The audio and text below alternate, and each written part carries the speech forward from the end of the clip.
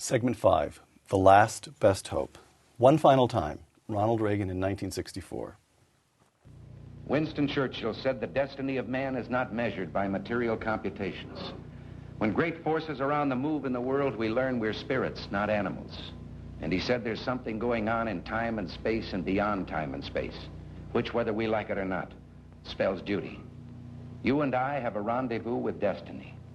We'll preserve for our children this, the last best hope of man on earth, or we'll sentence them to take the last step into 1,000 years of darkness. What are we to make of that grace note, rendezvous with history? He's quoting Franklin Roosevelt. With destiny. With destiny, Right. excuse me, rendezvous with destiny. Well, he's quoting Franklin Roosevelt, he's quoting to an audience that remembers when it was said and remembers what it was said about. I mean, he's absolutely casting the current struggle against communism, for him, with the struggle against European fascism. And I think that's, for his audience, that was practically yesterday.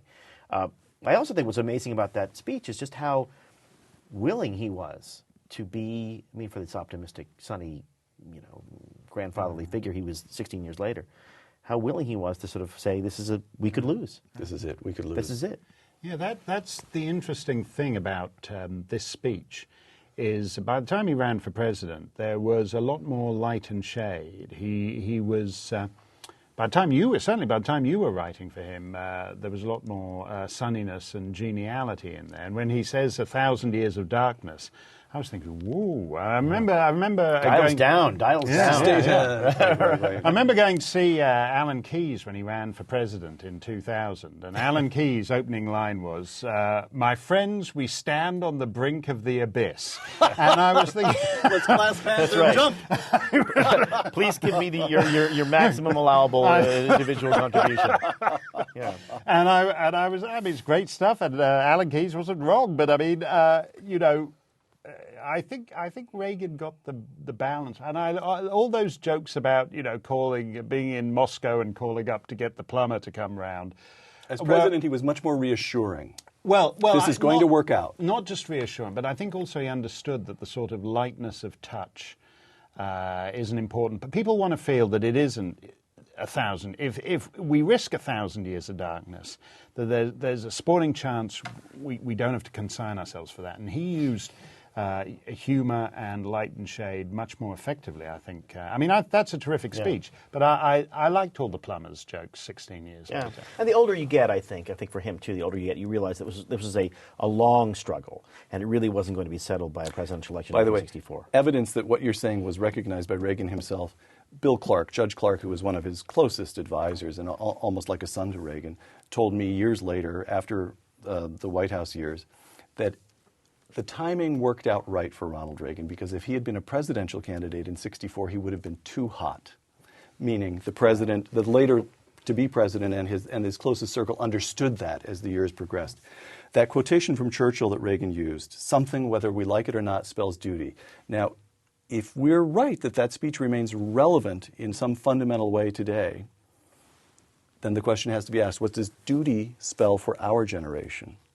Well, I think you have a responsibility as a great power. The idea that you can be I respect the fact that America is a non-imperial superpower, but the idea that you can be a great power and just watch Dancing with the Stars and go to the mall is simply not practical. That a great power has to rise to the challenges history imposes on it. It doesn't have any choice in that, because it won't stay a great power for long, and it won't even stay free for long. I mean, this idea, the motto of my state, "Live free or die." The idea that is somehow a battle cry isn't. No, that's the reality of daily life. That if your society chooses not to live in freedom, it will, in the end, perish, and you get your old 1,000 years of darkness to take us back into Reagan Keyes territory. Right.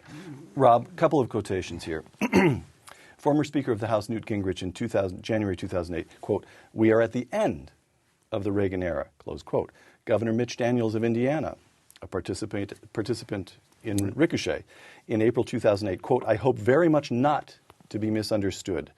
I think it is time to let Ronald Reagan go. Not from our reverent memory, of course, but as our touchstone, as our icon, as our hallmark, and our reference point, close quote. Governor Tim Pawlenty of Minnesota in March of this year, quote, it would be as if Barack Obama was going around and constantly talking about Truman or LBJ. Reagan has just become a reference point that isn't as relevant for young people, close quote. Robert?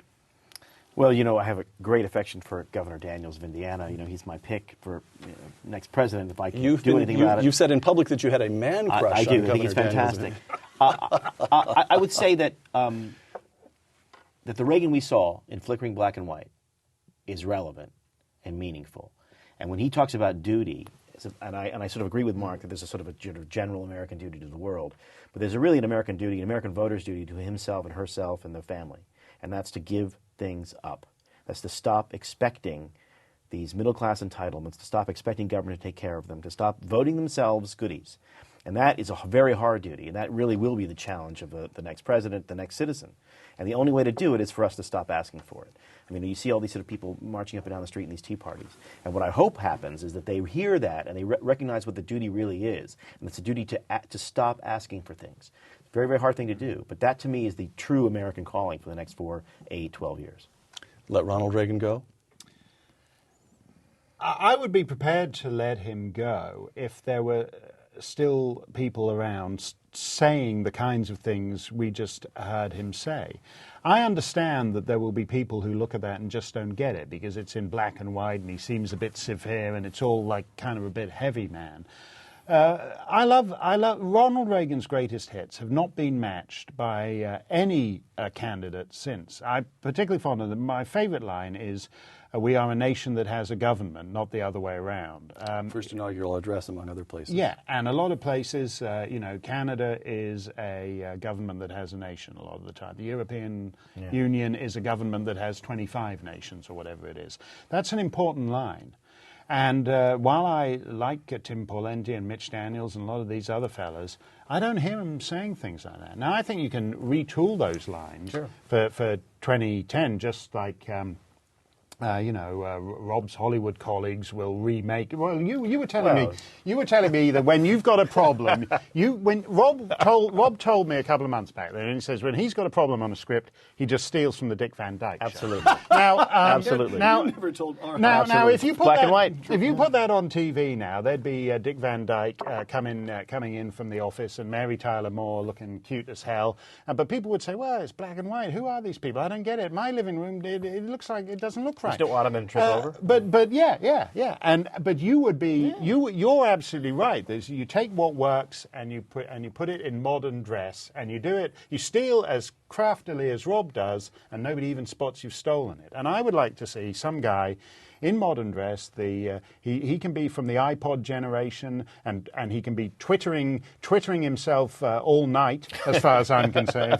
Did that come out right? I'm just trying to show him up to speed. Yeah, as long as he doesn't frighten the horses, right? Yeah. Yes, exactly. But I'd like to hear some of that. We're a nation that has a government, not the other way around. Absolutely, beat him. Right. So as soon as we find a man or woman who can adapt our Dick Van Dyke to present circumstances, at that moment, we'll all hold a vote and let Ronald Reagan go.